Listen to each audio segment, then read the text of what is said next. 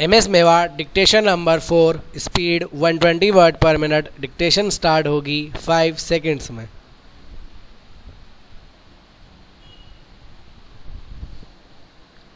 Dictation start. महोदय coma, इस विशेष बैठक में कोमा मैं आपका हार्दिक स्वागत और अभिनंदन करता हूँ। स्टॉप। हमारे संविधान निर्माताओं को सामाजिक कोमा आर्थिक और राजनीतिक न्याय कोमा विचार कोमा अभिव्यक्त कोमा विश्वास कोमा धर्म और उपासना की स्वतंत्रता कोमा प्रतिष्ठा और अवसर की समता प्राप्त कराने के लिए और राष्ट्र की गरिमा एकता और अखंडता को सुनिश्चित करने वाली बंधुता बढ़ाने की अवधारणा रही है। स्टॉप। इस अवधारणा और परिकल्पना को मूर्त रूप देने के लिए इस देश में लोकतंत्रीय व्यवस्था की संरचना की गई है। स्टॉप। इस संरचना को हमने न केवल अंगीकार किया है कोमा बल्कि इन 50 वर्षों में लोकतंत्र की जड़ों को मजबूत भी किया है और जब जब परीक्षा की घड़ी का सामना करना पड़ा कोमा तब तब हमारे देश इस परीक्षा में खरा उतरता गया है। स्टॉप। सारी मानव सभ्यता दो वर्गों में बटी हुई है। स्टॉप। एक तो वह समूह है जिसके पास पर्याप्त मात्रा में पूंजी है और दूसरा वह समूह है जिसके पास कुछ भी नहीं है। स्टॉप। इस असमानता की यह खाई बहुत चौड़ी है और इस खाई को कम करने के लिए निरंतर प्रयास होते हुए भी हमें अभी तक इसमें सफलता नहीं मिल पाई है। स्टॉप। इस खाई की पूर्ति किया जाना नामुमकिन है। स्टॉप। यदि हम संविधान को अंगीकृत करने वाले मूलभूत उद्देश्यों की तरफ दृष्टि डालेंगे तो पता चलता है कि बहुत कुछ करने के बाद भी हमें बहुत कुछ करना शेष है। Stop para. महोदय कोमा, आप जानते हैं कि लोकतांत्रिक पद्धति में अनेक दल होते हैं और ये दल अपने अपने सिद्धांत और कार्यक्रम के आधार पर मूल उद्देश्य तक पहुंचना चाहते हैं, लेकिन कभी कभी मूल उद्देश्यों को प्राप्त करने की दिशा में जो साधन अपनाए जाते रहे हैं उनमें भिन्नता होने के कारण हमें आंशिक सफलता ही मिल पाती है। स्टॉप। इसलिए हमें ऐसे क्षण भी निकालना चाहिए जब सभी दल बैठकर समग्र विकास के सिलसिले में अपने विचारों के माध्यम से किसी भावी योजना की परिकल्पना करें। स्टॉप। स्वतंत्रता की स्वर्ण जयंती के अवसर पर उपलब्ध ये क्षण निश्चित रूप से हम सब लोगों को यह अवसर देता है कि हम अपने विकास कोमा उपलब्धि कोमा भूल और भविष्य की दिशा के बारे में आत्मचिंतन करें। स्टॉप। यह वह अवसर है जब हम दलीय भूमिका के ऊपर उठकर प्रदेश के समग्र विकास के लिए गहराई से विचार करें। Stop para. स्पीकर महोदय कोमा, भारत की आबादी 1 अरब आंकड़े कई साल पहले पार कर चुकी है। स्टॉप। जनसंख्या के मामले में चीन के बाद दूसरा सबसे बड़ा देश हमारा है। स्टॉप। यह बात ठीक है कि साधन सीमित है और जनसंख्या असीमित होती जा रही है कोमा जिसका बुरा असर हमारे अधिकांश संसाधनों पर पड़ रहा है। स्टॉप।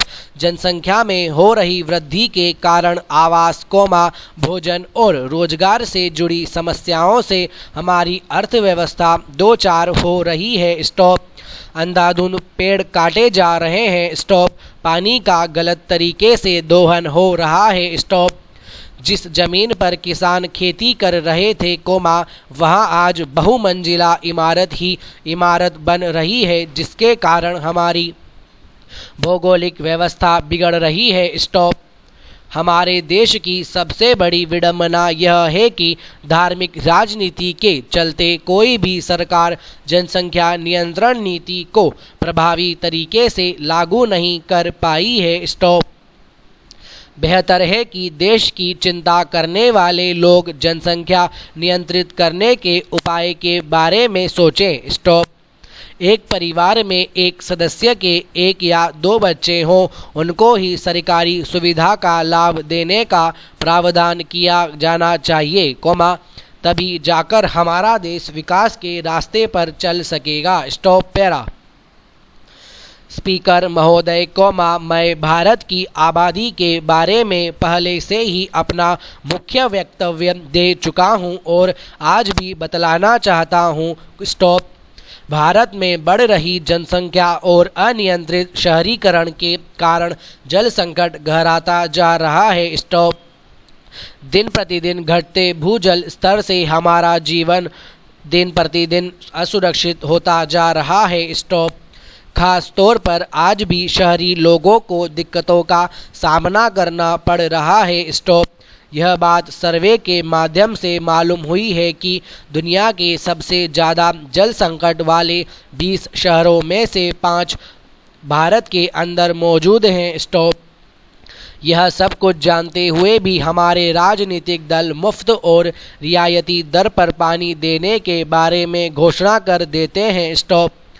दरअसल लोग राजनीतिक सत्ता हथियाने के लिए इतने आतुर हो जाते हैं कि उन्हें पर्यावरण जल जमीन आदि की महत्ता नहीं दिखाई पड़ती। स्टॉप। दूसरी तरफ देश में प्रति व्यक्ति जल की खपत में निरंतर हो रही वृद्धि यह चेतावनी दे रही है। स्टॉप। फिर भी इस बात से उन्हें ज़्यादा फर्क नहीं पड़ता है। स्टॉप। जबकि जरूरी यह है कि हमें बूंद बूंद जल की अहमियत को नज़रअंदाज न करके उसको संरक्षित करने का प्रयास करना चाहिए। Stop para. जम्मू कश्मीर के मुख्यमंत्री फारूक अब्दुल्ला का कहना है कि उनकी सरकार की पहली प्राथमिकता यह होगी कि पाकिस्तान के द्वारा आयोजित आतंकवाद के कारण घाटी में विस्थापित हिंदू भाइयों को वापस बुलाया जाएगा। स्टॉप। 60 वर्षीय राजनीतिज्ञ शेख अब्दुल्ला ने विस्थापित हिंदू भाइयों को वापस लाने की प्रतिज्ञा कर ली है। स्टॉप। संयुक्त मोर्चा सरकार द्वारा जम्मू कश्मीर को स्वायत्तता दिए जाने से संबंधित एक सवाल के जवाब में बतलाया कि यह सब कार्य केंद्र सरकार से होने वाली बातचीत पर निर्भर करता है। स्टॉप। मैं फिलहाल जल्दबाजी में कोई कदम उठाना नहीं चाहूँगा। Stop para. श्री अब्दुल्ला का कहना है कि हमारे चुनाव घोषणा पत्र में ये सारी बातें रखी गई थीं जिसने यहाँ की जनता को बहुत प्रभावित किया था। स्टॉप। घाटी में पुनः शांति बहाल हो इस बात का भी ज़्यादा से ज़्यादा प्रयास किया जाएगा। स्टॉप। यहाँ की जनता जो प्रभावित हुई है उनकी आर्थिक स्थिति को सुदृढ़ किए जाने का पूरा प्रयास किया जाएगा। स्टॉप। हालांकि यह चुनौती भरा कार्य है। उनके घर और उनकी संपत्ति निश्चित रूप से उन्हें ही मिलना चाहिए और बेरोजगार लोगों को रोजगार के अवसर दिए जाएंगे। स्टॉप। उन्होंने दावा किया है कि 3 वर्षों के अंदर सभी शिक्षित बेरोजगारों को नौकरी दे दी जाएगी। Stop para. उन्हें केंद्र सरकार पर भरोसा है कि अपनी जनता से किए गए वायदों को वह पूरा करने में मदद करेगी। स्टॉप। श्री अब्दुल्ला को यह पता है कि चुनौतियां बहुत कठिन हैं। स्टॉप। जहां तक पाकिस्तान का संबंध है मैं समझता हूं कि उसने अभी तक अप्रत्यक्ष युद्ध नहीं छोड़ा है। स्टॉप। उन्होंने इस बात की आवश्यकता पर बल देते हुए कहा कि आतंकवादियों से निपटने के लिए अधिक सुरक्षा बल की आवश्यकता पड़ सकती है। स्टॉप। उनका कहना यह है कि वह आतंकवादी जिन्होंने आत्मसमर्पण किया है उन्हें माफ़ी दे दी जाएगी। स्टॉप। हुर्रियत कॉन्फ्रेंस के बारे में पूछे जाने पर उनका कहना था कि अब उन्हें महसूस करना चाहिए कि वे अलग थलग पड़ गए हैं और उन्हें मुख्य धारा में शामिल हो जाना चाहिए। स्टॉप। हम उनसे बातचीत करने के लिए उत्सुक हैं। स्टॉप। तत्कालीन प्रधानमंत्री का जिक्र करते हुए उन्होंने उनके संबंध में बताया था कि वे एक निष्कपट ईमानदार स्वच्छ छवि और नई विचारधारा के व्यक्ति हैं। स्टॉप। शेख अब्दुल्ला को पूरा भरोसा है कि वे जम्मू कश्मीर को अधिकतम स्वायत्तता दे देंगे। Stop para. महोदय कोमा, हम देख रहे हैं कि पहले के मुकाबले में कहीं अधिक वैधानिक अधिकारों से प्रयुक्त सुप्रीम कोर्ट ने अब तक कई प्रशासनिक काम अपने जिम्मे ले लिए हैं। स्टॉप। यह बड़ी प्रसन्नता की बात है। स्टॉप। लेकिन सबसे चिंताजनक बात तो यह है कि मुझे न्यायिक नियुक्ति प्रणाली में विश्वसनीयता का अत्यधिक अभाव दिखाई पड़ रहा है। स्टॉप। मसलन कोमा, तमिलनाडु हाई कोर्ट के मुख्य न्यायाधीश ने यह जानते हुए भी उनकी पदोन्नति को मंजूरी दे दी, जबकि अदालत 2 मामलों में उन्हें दोषी ठहरा चुकी है। कोमा, इस तरह न्यायपालिका ने दोहरे मानदंड अपनाने के आरोपों को निमंत्रण दे दिया है। स्टॉप।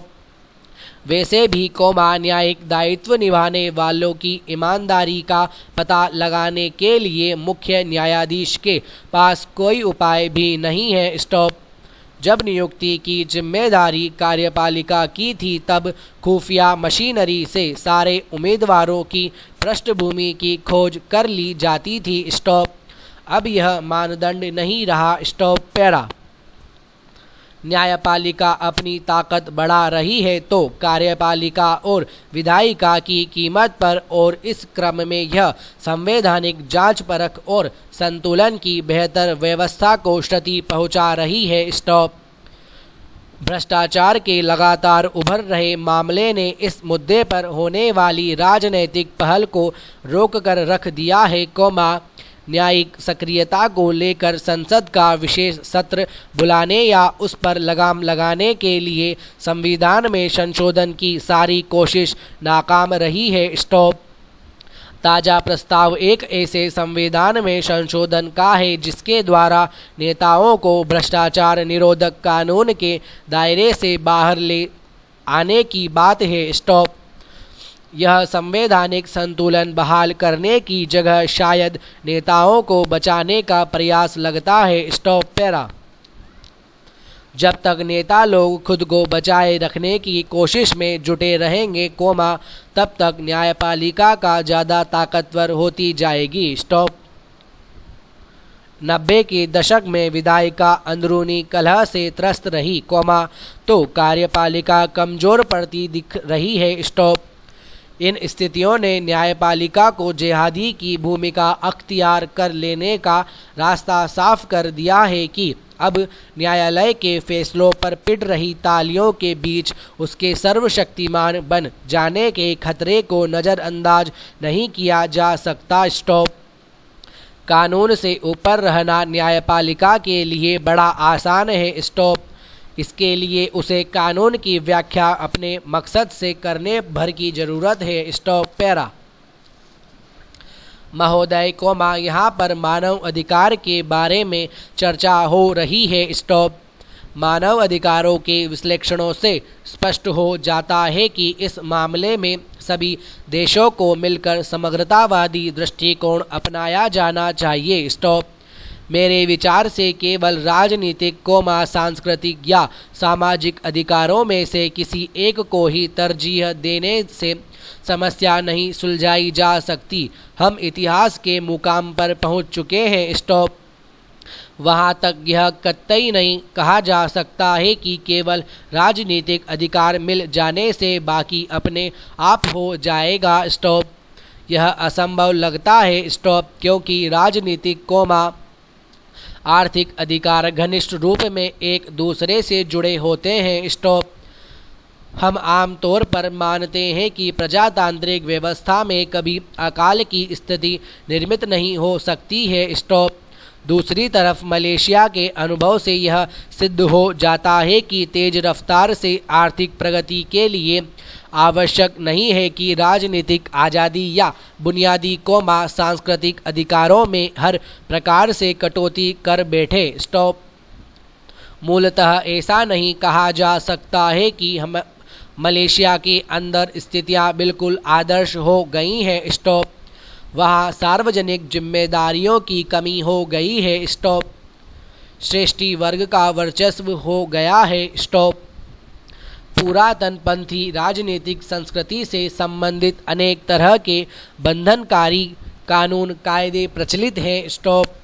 यह बात सही है कि कमोवेश 4 दशक की अवधि में मलेशिया द्वारा अपने अधिकारों की हिफाजत करने के लिए प्रयास किया जाता रहा है। Stop para.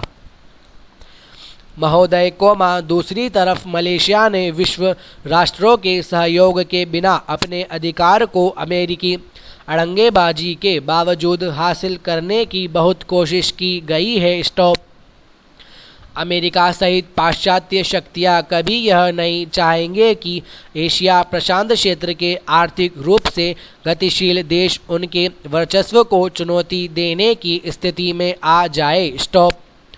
इसका जवाब देने के लिए इस क्षेत्र के लोगों को वैश्विक सूचना तंत्र की धमनियों तक पहुंच का अधिकार देने के लिए मांग करनी चाहिए, ताकि वे उनकी तकनीक का उपयोग कर सके। स्टॉप।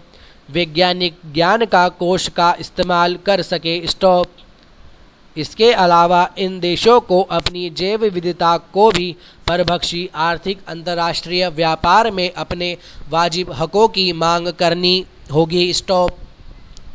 लेकिन इस काम को आपस में एकजुट होकर ही मूर्त रूप दे सकेंगे। स्टॉप। मुझे आशा है कि वे आपस में एकजुट हो जाने के बारे में विचार करेंगे। Stop para.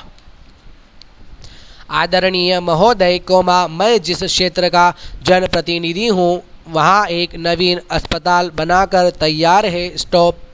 लेकिन अमला नहीं है। स्टॉप। अमले के अभाव में बीमार जनता बहुत परेशान होती है। स्टॉप। कई व्यक्ति इलाज के अभाव में बीमारी के शिकार हो रहे हैं। स्टॉप। अभी तक चिकित्सालय में अमले की पदस्थापना नहीं की गई है। स्टॉप। वास्तविक रूप से वर्तमान में अस्पताल का कार्य प्रारंभ नहीं किया गया है। वहां डॉक्टर, ड्रेसर और अन्य अमला तत्काल नियुक्त किया जाए। Stop para. श्रीमान जी, हमारे विधानसभा के अंतर्गत 30 किलोमीटर नवीन मार्ग, मुख्यालय की मुख्य सड़कें बनवाने, उनकी मरम्मत करने संबंधी कई बार कार्यपालन यंत्री, माननीय मंत्री, प्रमुख अभियंता, सचिव, लोक निर्माण विभाग को प्रशासकीय स्वीकृति के लिए प्राक्कलन के साथ प्रस्ताव दिए गए तथा पत्राचार भी किया जाता रहा है और अभी भी किया जा रहा है, परंतु प्रस्ताव का अनुमोदन अप्राप्त है। स्टॉप। सुनने में आ रहा है कि बजट के अभाव में यहाँ की सड़कें नहीं बन पा रही हैं और न ही उनकी मरम्मत कर पा रहे हैं। स्टॉप। यहाँ का रास्ता अभी भी बहुत ही खराब है। स्टॉप। यहाँ पर बड़े बड़े गड्ढे हो जाने से उसका कोई नामो निशान नहीं रह गया है। स्टॉप। अच्छी सड़क न होने के कारण राहगीर एवं रहवासियों को आने जाने में बड़ी परेशानियों का सामना करना पड़ रहा है। स्टॉप। यहाँ कोई न कोई दुर्घटना अक्सर होती रहती है। स्टॉप। विभागीय लापरवाही, उदासीनता के कारण ग्रामवासियों में विभाग के प्रति भारी असंतोष है। स्टॉप। कृपया मंत्री महोदय ध्यान देने का कष्ट करें। Stop para. सभापति जी, मेरा निवेदन है कि प्राथमिकता के आधार पर प्रस्ताव अनुमोदित किया जाए। स्टॉप। अच्छी सड़क बनाई जाए, ताकि लोगों को किसी प्रकार की परेशानी का सामना न करना पड़े। Stop para. अध्यक्ष महोदय, विरोधी दल के नेता जो मेरे परम मित्र हैं, उनके जिले में नील और वन गाय का भारी प्रकोप है। स्टॉप। वे एक दिन में कई हेक्टेयर फसलें चौपट कर जाती हैं। स्टॉप। मुआवजा देने के लिए नियमों में प्रावधान किया जाए, ताकि किसानों को हुई हानि के एवज में मुआवजा मिल सके। स्टॉप। मेरे विधानसभा क्षेत्र में 2 से 3 हजार वन गाय घूम रही है। स्टॉप। प्रतिदिन किसी न किसी किसान की बहुमूल्य फसल चौपट कर रही है। स्टॉप। मैं जनता का प्रतिनिधि हूं, इसलिए सरकार से अनुरोध करना चाहता हूं कि इस समस्या के आतंक से छुटकारा दिलाने के लिए किसानों को संरक्षण दिया जाना चाहिए। स्टॉप। किसानों के फसल की हो रही हानि पर मुआवजा नहीं मिलने से उनको संकट का सामना करना पड़ रहा है। Stop para. अंतर्राष्ट्रीय महिला सम्मेलन को लेकर भारत सरकार ने चिंता व्यक्त कर गैर सरकारी संगठनों को अपने विश्वास में लेने की भरसक कोशिश कर रही है और उनसे साफ साफ कह दिया है कि जो कुछ कहना है यहीं पर कह लीजिए, वहां पर जाकर हमको एक स्वर में बात करना है। स्टॉप।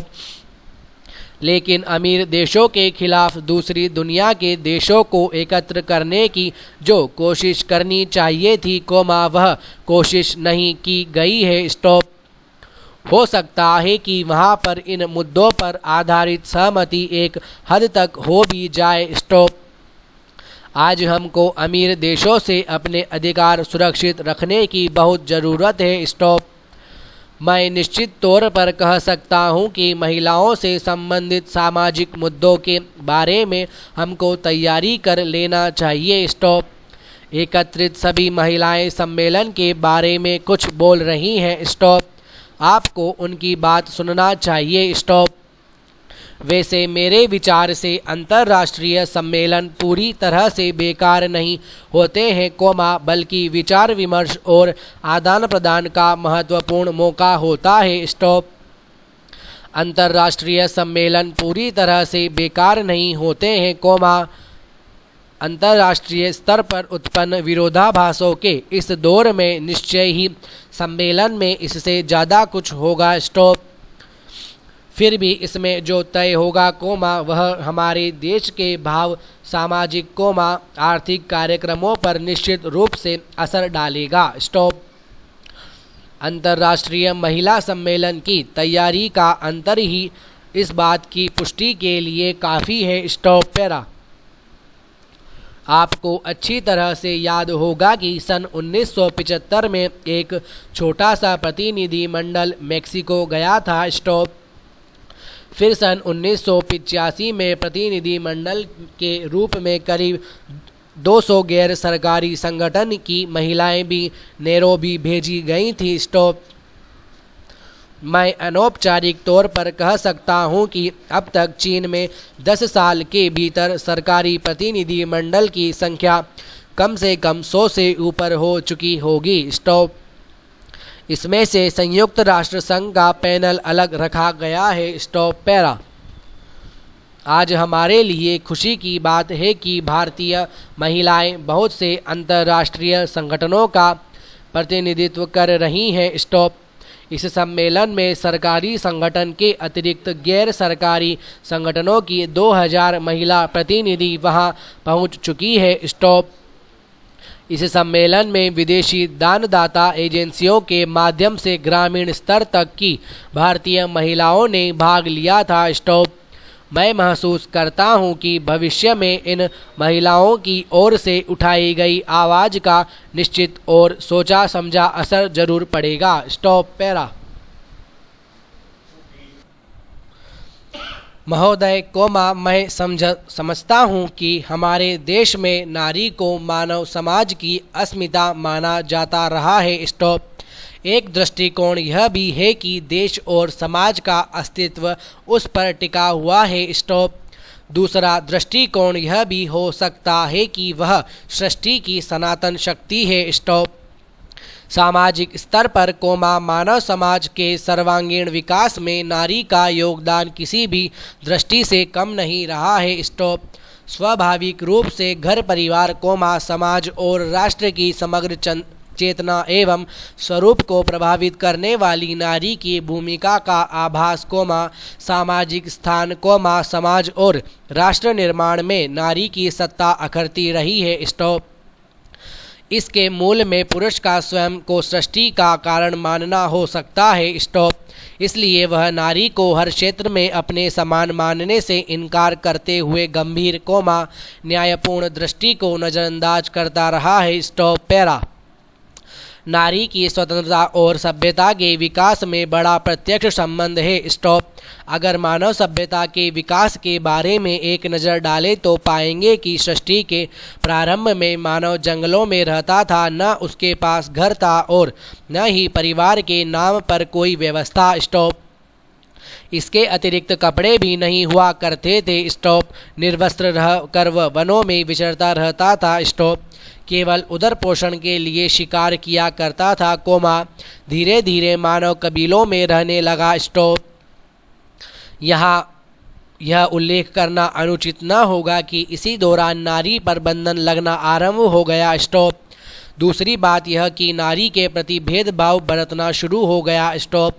मेरे ख्याल से यह मुक्त नारी पर अंकुश लगाना ही था। स्टॉप। कबीले का मुखिया स्त्री पुरुष संबंध के निर्धारित करने लगा। स्टॉप। यही कालावधि थी जिसमें कबीले का पुरुष हर किसी महिला से संबंध बनाने के लिए आज़ाद न था। स्टॉप। लेकिन कबीले की महिला को इस बात की स्वतंत्रता नहीं रही कि वह किसी पुरुष से संबंध स्थापित कर सके। स्टॉप। इसी तरह धीरे धीरे परिवार व्यवस्था का उदय हुआ। स्टॉप। मनुष्य ने इस विकास के दौरान अपना काफ़ी विकास कर लिया था। स्टॉप। इसी दौरान जहां बड़े बड़े राज्य हो गए, दूसरी ओर वहीं युद्ध होने लगे। स्टॉप।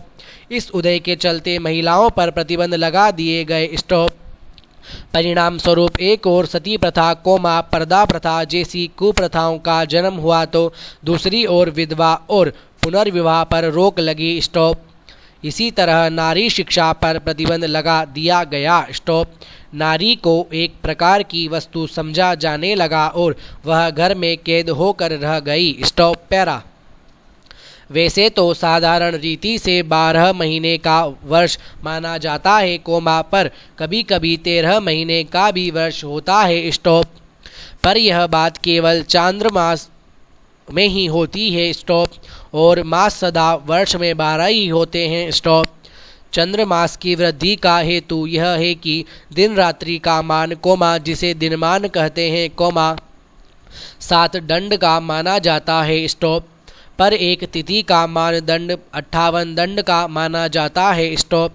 इसीलिए 30 दिन में 31 तिथियां पड़ती हैं। स्टॉप। इस हिसाब से चंद्र वर्ष और सामान्य वर्ष में प्रतिवर्ष 12 दिन का अंतर पड़ा करता है, जो 5 वर्ष में पूरे 2 महीने का अंतर डाल देता है। स्टॉप। ऐसे अधिक महीने को हम मलमास कहते हैं। स्टॉप। वह चंद्रमास, जिसमें सूर्य की संक्रांति पड़ती है, शुद्ध मास कहलाता है। स्टॉप। पर संक्रांति वर्जित मास 3 प्रकार के माने गए हैं। स्टॉप। यह मलमास प्रायः फागुन से अहगन तक 10 ही महीनों में पड़ता है। स्टॉप। पैरा। साधारणतः 30 दिन का होता है। स्टॉप। पर कोई महीने इससे अधिक और न्यून भी होते हैं। स्टॉप। आजकल भारतवर्ष में कई प्रकार के महीने प्रचलित हैं, जिसमें देशी, अरबी और अंग्रेजी प्रमुख हैं। स्टॉप।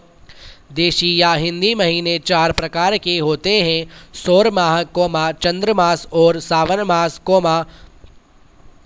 अरबी महीना एक प्रकार का चंद्रमास है जो शुक्ल द्वितीया से प्रारंभ होता है। स्टॉप।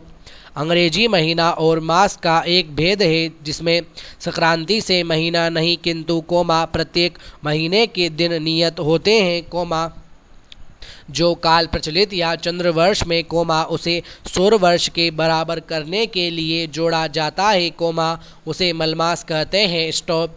देशी वर्षों में प्रति तीसरे वर्ष मलमास होता है और उस समय वर्ष में 12 महीने न होकर 13 महीने होते हैं। स्टॉप।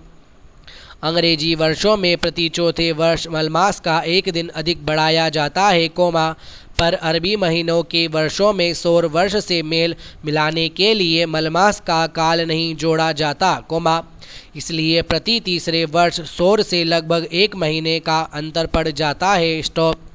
देशी महीनों के नाम चैत, बैसाख, जेठ, आषाढ़, सावन, भादो, कुआर, कार्तिक, अहगन, पुष, माघ और फागुन कहलाते हैं। स्टॉप।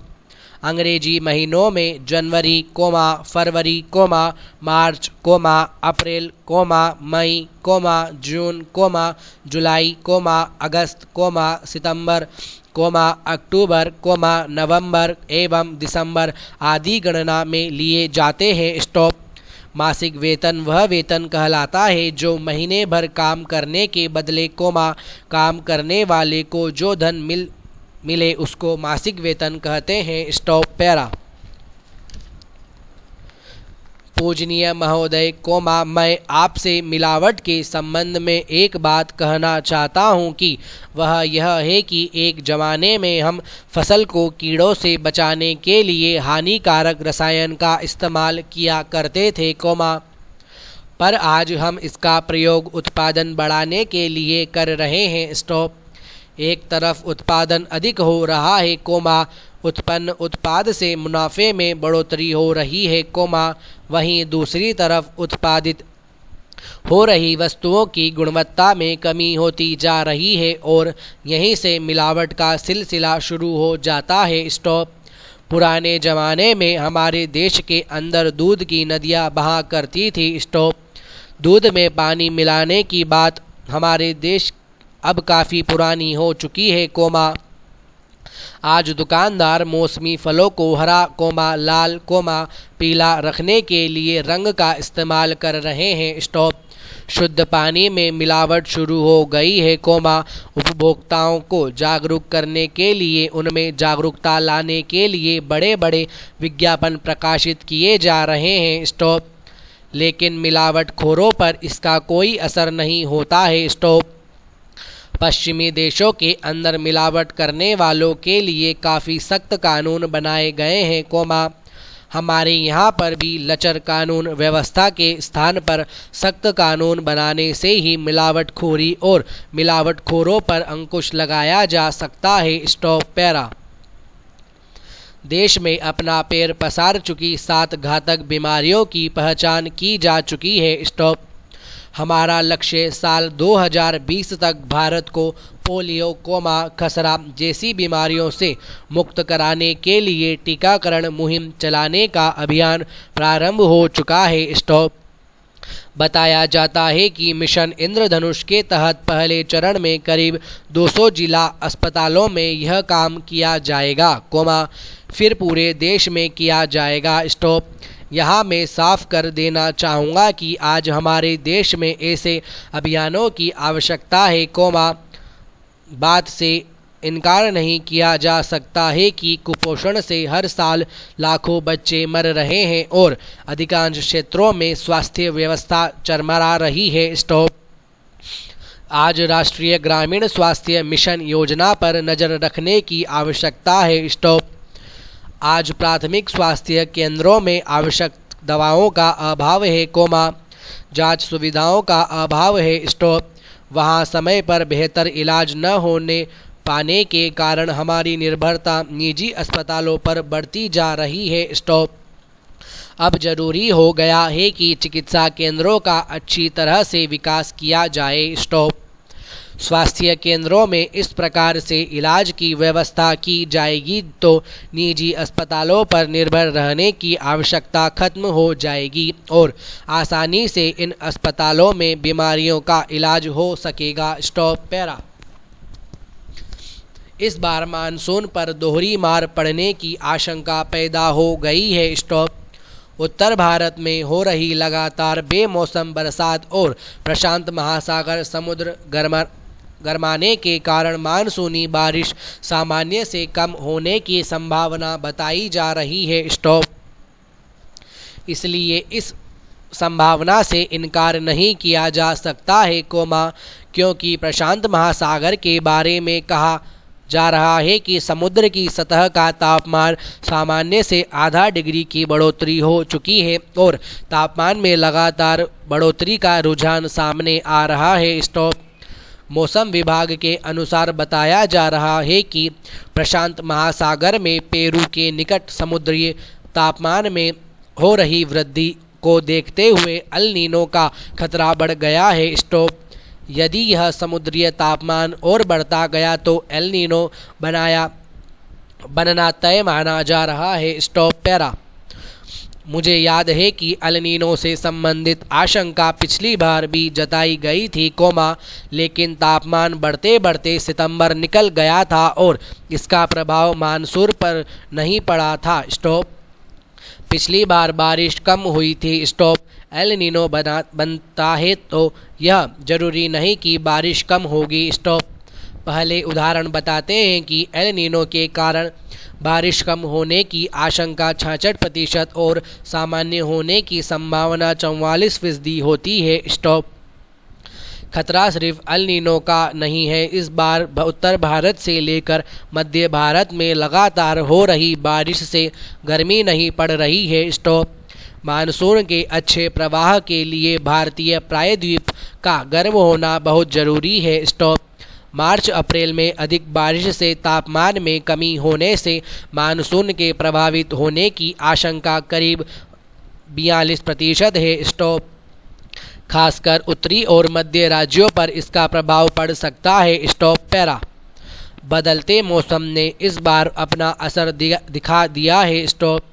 एक ओर बाढ़ तो दूसरी ओर बेमौसम बारिश तो तीसरी ओर ओलावृष्टि से फसलों को काफ़ी नुकसान पहुंचा है। स्टॉप। इस कारण से किसानों का मनोबल बुरी तरह से टूट चुका है। स्टॉप। गेहूँ दाल चना सरसों आदि फसलें किसानों को सही पैदावार नहीं दे पाई हैं। स्टॉप। इसकी भरपाई कर पाना मुश्किल है। स्टॉप। अब देखना यह है कि केंद्र और राज्य सरकार किसानों को राहत पहुंचाने के लिए किसी तरह की मदद की घोषणा करती है या नहीं। स्टॉप। एक दृष्टिकोण से देखा जाए तो सरकार को किसानों के पिछले कर्ज और ब्याज माफ़ कर देना चाहिए, ताकि किसान इस घाटे से उभरकर खेती की ओर जुट सके। स्टॉप। वैसे भी किसानों के लिए खेती मुनाफे का सौदा नहीं रही है। Stop para. बीमा का विकास प्रत्यक्ष रूप से देश की जनसांख्यिकीय और आर्थिक रूपरेखा से जुड़ा होता है। स्टॉप। बीमा कंपनी व्यक्ति, समूह और परिसंपत्ति के अंतर्गत वित्तीय जोखिम उठाने संबंधी अनुबंधों का प्रस्ताव करती है, जबकि अन्य कंपनियां वस्तुओं और सेवाओं से संबंधित जुड़े व्यवसाय संचालित करती है।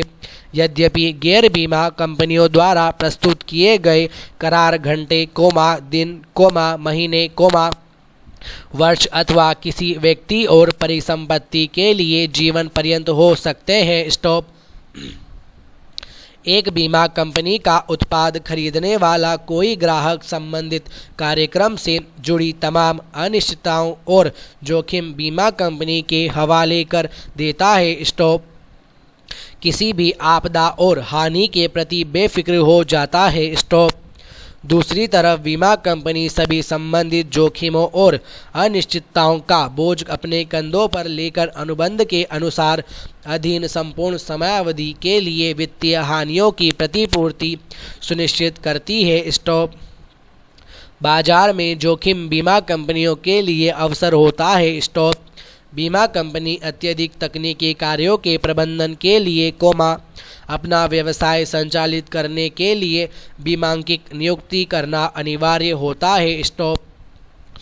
विकसित देशों में उच्च वित्तीय जोखिम माने जाते हैं, विशेष तौर पर बैंकिंग क्षेत्र में वित्तीय सेवाओं के लिए बीमाकर्ता नियुक्त किया जाता है। Stop para.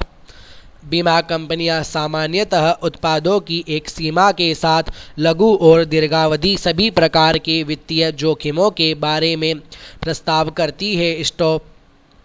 बाजार के अंतर्गत आने वाले सभी बीमा और निवेश उत्पाद जीवन बीमा, गैर जीवन बीमा की परिभाषा के अंतर्गत आते हैं, जो कि मुख्य तौर पर सावधि बीमा, आजीवन बीमा, वर्गीकृत बीमा, निवृत्ति एवं पेंशन उत्पाद, सूक्ष्म बीमा, स्वास्थ्य बीमा, मोटर बीमा, समुद्री बीमा, अग्नि बीमा, इंजीनियरिंग बीमा और विमानन बीमा से संबंध होते हैं। स्टॉप। पुनः बीमा व्यवस्था के अंतर्गत बीमा कंपनी अपने जोखिम का एक भाग दूसरी बीमा कंपनी को अंतरित करती है। पुनः बीमांकिक कहलाती है। Stop para. भारत में बड़ी संख्या में परामर्शी बीमांकिक और बीमांकन संस्थाएं काम कर रही हैं जो कर्मचारी लाभों के क्षेत्र में अपनी सेवाएं प्रदान कर रही है। स्टॉप। अब निश्चित रूप से स्वीकार किया जा सकता है कि भारतीय बीमांकिक संस्थान भारत में बीमांकन व्यवसाय के नियमन के लिए सांविधिक संस्थान है। स्टॉप। अब यह भी प्रमाणित हो चुका है कि भारत बीमांकन बाहरी स्रोत से सेवाएं देने के लिए हब के रूप में तैयार हो गया है। Stop para. महोदय बीमांकन संस्था के माध्यम से किसान से लेकर मिल मालिक मजदूर और कर्मचारी तक आपदा आने पर लाभ होने लगेगा। Stop para. हमारे देश का 600 लाख हेक्टेयर क्षेत्रफल रबी की खेती के लिए माना जाता है। स्टॉप। अचानक बदलते मौसम का असर और फसल की बर्बादी देखकर अन्नदाता को परेशानियों का सामना करना पड़ रहा है। स्टॉप। हमारी ज़्यादातर खेती मौसम के अनुसार होती है, इसका असर हमारी खाद्य सुरक्षा पर पड़ सकता है। स्टॉप। देश भर में ओलावृष्टि के कारण राजस्थान, पंजाब, हरियाणा, उत्तर प्रदेश, उत्तराखंड, बिहार, मध्य प्रदेश और महाराष्ट्र राज्यों में लगभग 113 लाख हेक्टेयर क्षेत्र में खड़ी रबी फसल को भारी मात्रा में नुकसान होने से संबंधित ज्ञापन प्राप्त हुए हैं और ऐसे संकेत भी मिल रहे हैं। स्टॉप। इसी सिलसिले में गुरुवार को एक टीम राजस्थान के लिए रवाना कर दी गई। स्टॉप। जबकि हरियाणा के लिए शुक्रवार को टीम रवाना कर दी जाएगी। स्टॉप। ऐसे प्रभावित किसानों के लिए फसल बीमा के दावों का तुरंत निस्तारण करने के निर्देश जारी किए जा रहे हैं। Stop para. बुधवार को केंद्रीय कृषि मंत्री जी ने राष्ट्रीय आपदा राहत कोष का बजट दुगना करने के संकेत दिए हैं। स्टॉप। केंद्र सरकार अगले 5 सालों के लिए करोड़ों रुपए का प्रावधान किया है। स्टॉप। इस कोष में पिछले वर्ष की तुलना में दुगनी धनराशि का इंतजाम किया जा रहा है। स्टॉप। प्रभावित राज्यों को आपदा राहत के तहत राशि 10 दिन के अंदर उपलब्ध करा दी जाएगी। स्टॉप। कृषि मंत्री जी ने इसी तारतम्य में यह भी संकेत दिए हैं कि राज्य सरकारें किसानों को मुआवजा बांटने के लिए सरकारी प्रक्रिया पूरी होने का इंतजार न करें, बल्कि उनको राज्य आपदा राहत कोष से धन वितरित करना शुरू कर दिया जाना चाहिए। स्टॉप। यह सरकार केवल उद्योगपतियों के लिए सहूलियत भी जुटा रही है, उन्हें रियायतें भी बांट रही है, बल्कि किसानों के हित में काम कर रही है। Stop para. केंद्रीय खाद्य मंत्री ने गन्ना उत्पादक राज्य उत्तर प्रदेश, हरियाणा, पंजाब, बिहार, आंध्र प्रदेश, तमिलनाडु, गुजरात, उड़ीसा के मुख्यमंत्रियों की बैठक अप्रैल के अंतिम बुधवार को बुलाने के संकेत दिए हैं। स्टॉप। इस बैठक में संबंधित राज्यों के मुख्यमंत्रियों के भाग लेने की संभावना व्यक्त की जा रही है। स्टॉप। गन्ना किसानों का चीनी मिल मालिकों पर करीब करोड़ों रुपया बकाया है। स्टॉप। इस संबंध में बताया जा रहा है कि खाद्य मंत्री बैठक से पहले किसानों के प्रतिनिधियों से भी मुलाकात करेंगे और मिल मालिकों पर गन्ना किसानों के बकाया भुगतान का रास्ता तलाशने की कोशिश की जाएगी। स्टॉप। बकाया राशि के भुगतान के संबंध में कोई न कोई हल निकलने की संभावना व्यक्त की जा रही है। Stop para. महोदय, पानी प्रकृति का नायाब उपहार है। स्टॉप। यह ईश्वर प्रदत्त मूल्यवान अमूल्य उपहार है। स्टॉप। हमेशा उपयोग किया जाना चाहिए, इसे संरक्षित किया जाना चाहिए। स्टॉप। पानी हमारे जीवन का महत्वपूर्ण अंग है। स्टॉप। यह एक ऐसा श्रेयस्कर जीवन तत्व है जिसकी मनुष्य ने बहुजन हिताय, बहुजन सुखाय मानकर आराधना की है। स्टॉप। आराधना का फल मीठा होता है। स्टॉप। माना जाता है कि ग्रीष्म ऋतु का मौसम आते ही पानी का महत्व और किल्लत बढ़ जाती है। स्टॉप। विकास के मान से पानी की उपलब्धता धीरे धीरे कम होती जा रही है। स्टॉप। यह हमारे लिए गंभीर चिंता का विषय है। स्टॉप। हमारे देश के भीतर ही नहीं, सारे विश्व के अंदर पानी की उपलब्धता कम होती जा रही है। स्टॉप। पानी की बढ़ती हुई मांग, भूजल संवर्धन का अभाव और संसाधनों की कमी ने उनके अनेक राष्ट्रों में पानी के संकट को ज़्यादा गंभीर बना दिया है। स्टॉप। संयुक्त राष्ट्र संघ ने पानी के बढ़ते संकट को देखते हुए 22 मार्च को विश्व में जल दिवस के रूप में मान्य किया है। स्टॉप। विश्व बैंक की ताज़ा रिपोर्ट के अनुसार विश्व की 40% से ज़्यादा जनसंख्या पानी के संकट का दुख भोग रही है। स्टॉप। और यह संकट विश्व के 80 से भी ज़्यादा देशों के अंदर बरकरार है। स्टॉप। विश्व की जनसंख्या वृद्धि दर और पानी की सीमित उपलब्धि के आधार पर तैयार कराई गई विश्व बैंक की रिपोर्ट में कहा गया है कि मनुष्य की पानी की मांग प्रति वर्ष 2.5% की दर से बढ़ रही है। स्टॉप। इस वृद्धि के चलते हर 21 वर्षों में यह दुगनी हो जाती है। स्टॉप। विश्व बैंक की रिपोर्ट में पानी के दुरुपयोग के प्रति सावधान किया गया है। स्टॉप। यह भी माना जा रहा है कि पानी की आपूर्ति की समस्या अगली सदी में विश्व युद्ध का कारण बन सकती है। स्टॉप। विश्व बैंक के पर्यावरण विशेषज्ञों का कहना है कि जहां पर पानी की पर्याप्तता संतोषप्रद है और नियमित जल संकट घटने की संभावना नहीं है, वहां पर वितरण और उपयोग की सुदृढ़ व्यवस्था करना बहुत जरूरी हो जाएगा। स्टॉप। ऐसा प्रतीत होता है कि आने वाले समय में पानी का संकट और अधिक बढ़ जाएगा। स्टॉप। वर्तमान स्थिति का यथोचित तरीके से उपाय और उपचार नहीं किया तो युद्ध की चिंगारी को भड़कते देर नहीं लगने वाली है। स्टॉप। भारत में पानी की आपूर्ति की समस्या निरंतर विकराल हो रही है। स्टॉप। अनेक राज्य पानी के बंटवारे के लिए एक दूसरे के खिलाफ हो रहे हैं, चाहे वह कृष्णा कावेरी का मामला हो या फिर नर्मदा बांध का विवाद या फिर पंजाब चंडीगढ़ के वाद विवाद। पीछे का रहस्य पानी नहीं है क्या? ? Full stop.